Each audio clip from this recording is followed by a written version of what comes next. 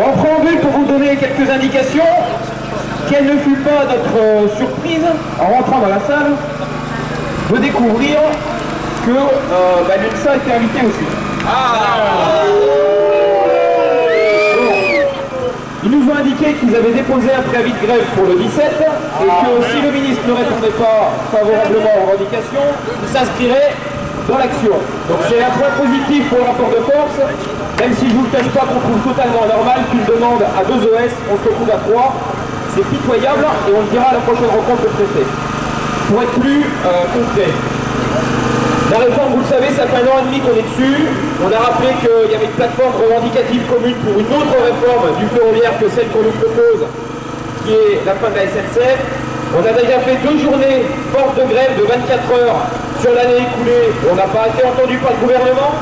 Une manifestation nationale avec 22 000 cheminots à Paris, du jamais vu quasiment depuis une dizaine d'années. Là aussi, ça a été une fin de non-recevoir.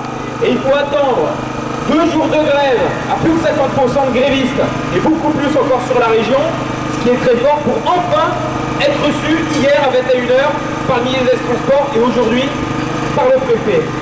Donc ceux qui nous disent qu'on n'est pas pour le dialogue et qu'il n'y a que la grève qui paye, force est de constater encore une fois qu'il n'y a bien que la grève qui paye pour être reçu et être au moins un petit peu écouté. Bravo!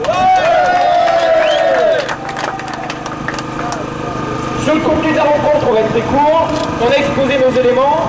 En face de nous, on avait l'adjoint de l'adjoint de l'adjoint de l'adjoint de l'adjoint et un responsable de cabinet. Et il y avait quelqu'un dans le couloir qui était là. Ils ont dû lui dire de venir. Ça faisait 3 personnes, ça faisait peut-être mieux.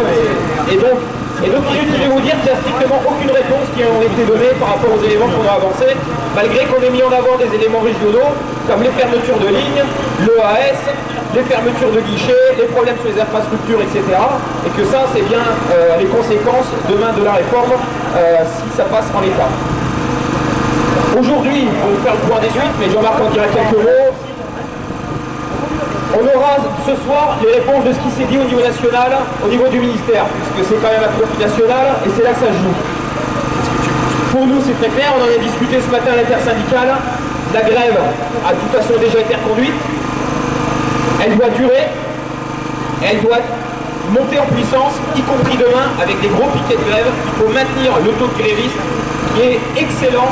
C'est quasiment du jamais vu, à plus de 50% avec seulement 2 organisations syndicales qui appellent à la grève. C'est du jamais vu et d'ailleurs, dans certains endroits, l'UNSA ou la CFDT, ils sont avec nous. Donc pour être très clair, demain, aux assemblées générales, on fera le compte rendu de ce qui s'est dit avec le ministre. Nous, on devrait avoir le retour vers 17-18 heures, donc ça sera compliqué de se revoir avant les assemblées générales de demain. À partir de là, il y aura 2 choix. Soit le ministre, il a compris. Il repousse le calendrier et il renégocie la réforme, où il propose quelque chose qui pourra convenir éventuellement aux cheminots. Soit sinon, nous on sera très clair. On appellera à durcir le mouvement, et tout le monde sait ce que ça veut dire dans ces cas-là, avec un objectif de 0 train qui roule lundi. Ça c'est clair.